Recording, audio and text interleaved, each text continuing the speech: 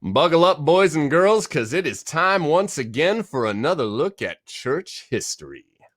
Thanks to the Emperor Constantine and his Edict of Milan, for the first time in 300 years, the church was free from being persecuted.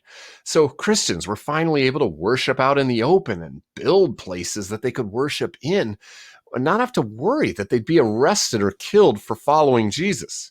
But that didn't mean everything was smooth sailing from there on out, because this newfound freedom, and especially the fact that the church was being actively supported now by the emperor, that changed the entire situation in ways that made all kinds of new things possible that simply weren't before. To be sure, there were tons of new and huge opportunities that the church was able to make the best of. But it also meant that there were a lot of new challenges and questions that just weren't possible to face before.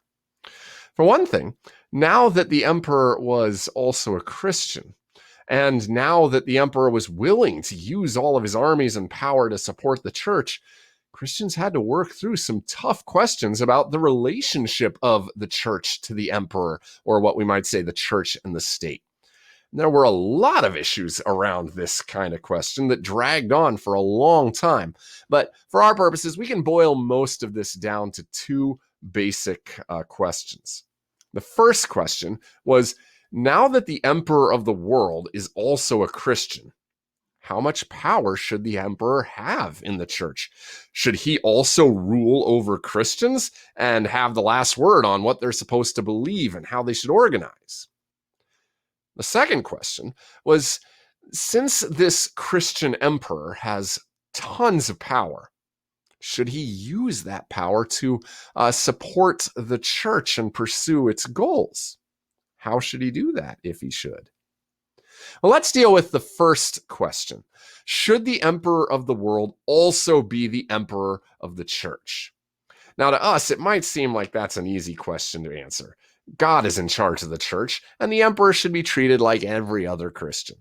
But if that seems like a really easy question for us to answer, that's only because we've inherited the fruits of the hard work of the early church in hashing this question out.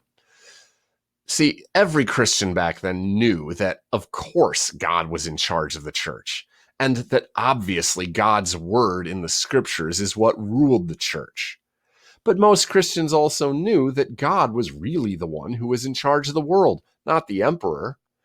And like the scriptures themselves say in 1 Peter or Romans 13 or a lot of other places, God rules the world through the earthly governments. God is the one who raises emperors up to power, and through them, God keeps order in the world. So maybe that's how it was supposed to work in the church too. God made the emperor into a member of the church, so maybe God wanted to rule the church through the emperor as God's servant. The emperors sometimes thought that that was how it should work. Constantine's own son, Constantius, once said, "Let whatsoever I will be esteemed as a canon," which is a fancy way of saying, if I, as the emperor, say that this is what Christians should believe, then Christians should believe it. But the majority of Christians, especially the bishops, made it clear that they firmly rejected the idea that the emperor ruled the church. One event illustrates this whole thing really well. In the year 390 AD, Emperor Theodosius, a man who was a Christian, had a riot spring up in one of his cities. Now, after the riot died down, Theodosius announced there would be a huge chariot race in the city. And once the citizens had gathered into the arena and were preparing to enjoy the show, the emperor ordered that the gates be locked and his soldiers would start cutting down everyone in the building. The emperor's orders resulted in about 7,000 unarmed citizens being murdered that day. When Theodosius' bishop Ambrose found out about this, he excommunicated the emperor. In other words, he refused to allow Theodosius to take communion and decreed that Theodosius could not be considered a Christian unless and until the emperor would publicly confess his sin and do penance, that is, do works to show just how sorry he was and how serious he was about wanting to make up for it. Now, remarkably, Theodosius eventually did what Ambrose said. And over time, what Ambrose said during this whole affair between him and Theodosius came to be the settled basic Christian conviction of both the church and the emperor. Ambrose said, "The emperor is in the church, not above it." Still, even if everyone eventually agreed that the emperor was in the church, was a Christian like anyone else in the church, he still was a Christian who happened to have a lot more earthly power than anyone else. He could make laws. He could send troops to enforce those laws. So, if the emperor is a Christian and is part of the church like any other Christian, well, then, like any Christian, shouldn't he be putting his earthly life completely at the service of Christ and of Christ's church? Shouldn't he be using all that power to further the gospel? Now, that's not an easy question to answer because it raises so many other questions. Even today, Christians who are also public officials wrestle with the tension between being a public official and being a believer in Jesus. And back then, they were facing all of that kind of stuff for the first time. Should the emperor help fund and support mission work?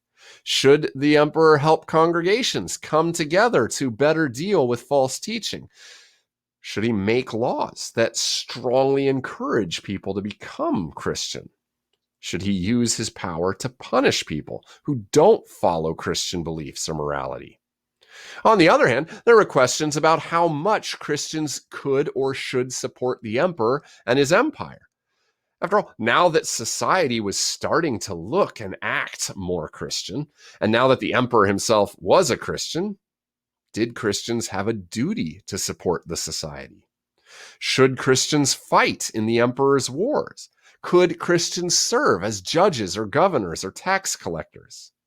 Now that Rome was officially a Christian empire, was being a good, loyal Roman basically the same thing as being a solid, faithful Christian? Now, quite obviously, you can see from those kinds of questions, the emperor becoming a Christian gave tons of new opportunities to the church, but it also meant there were a lot of dangers and temptations to use his power in ways that did not mesh well with what Christians actually were supposed to believe or act like. Not an easy situation to be in. But next week, we'll start looking at some of the blessings that came out of this situation, particularly how it helped spread the gospel far and wide, and also how it helped give the church an opportunity to deal with some really big false teachings in its own community. And that's all for now. We'll see you next time.